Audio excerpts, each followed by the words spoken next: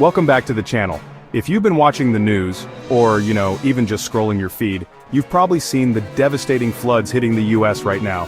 We're talking about floods in Texas, New Jersey, New York City, Kentucky, Florida, and even parts of Illinois. This is no longer just a regional problem, it's a national crisis. In today's video, we'll break down what's happening, why these floods are getting worse, and whether this is just the beginning. Let's start in Texas. Heavy rain has swamped cities like Houston and Dallas, causing highways to look like rivers.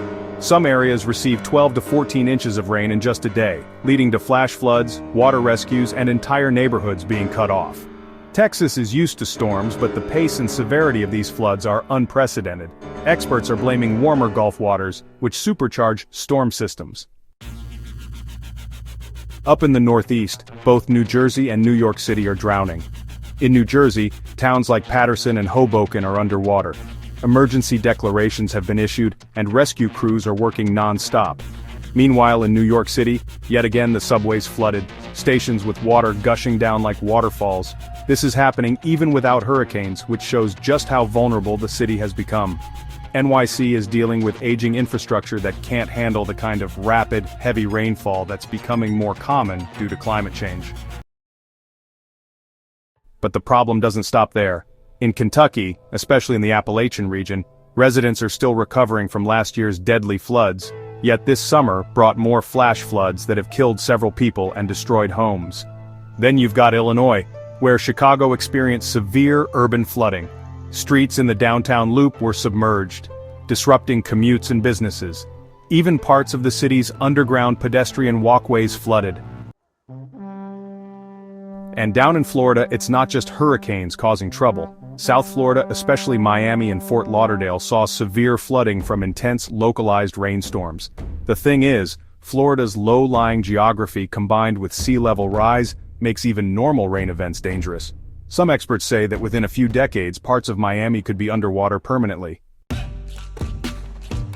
So what's behind this nationwide flooding crisis? Well, it really comes down to a few key factors. First, there's climate change. Warmer air actually holds more moisture, so when it rains, it can dump way more water than before. Second, urbanization plays a big role. Cities are built with tons of concrete and asphalt, which, don't absorb water at all.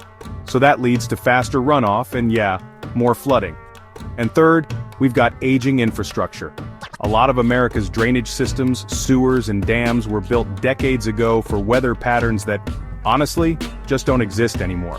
Combine these factors and, you've got a recipe for disaster after disaster, hitting states all across the country. The human cost is honestly heartbreaking. Lives are lost, homes are destroyed, and businesses can be totally wiped out. Financially, the price tag is enormous. The United States spends billions every single year on flood damages, and that number just keeps climbing. Environmentally, flooding also spreads pollution into rivers, damages entire ecosystems, and ruins farmland. This, in turn, affects our food supply and water quality. So, what can be done to stop this? Or at least, lessen the damage? First, we need infrastructure upgrades. Cities should rebuild with larger drainage systems, flood barriers, and more green spaces to actually absorb water. Second, climate action is critical. Reducing emissions to slow down climate change.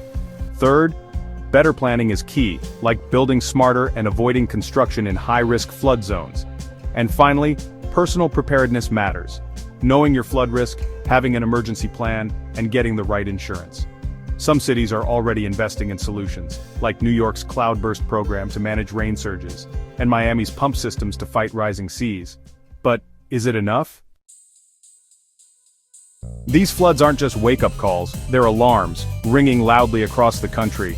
If we don't address these challenges now, the next floods could be even deadlier and more destructive. What do you think?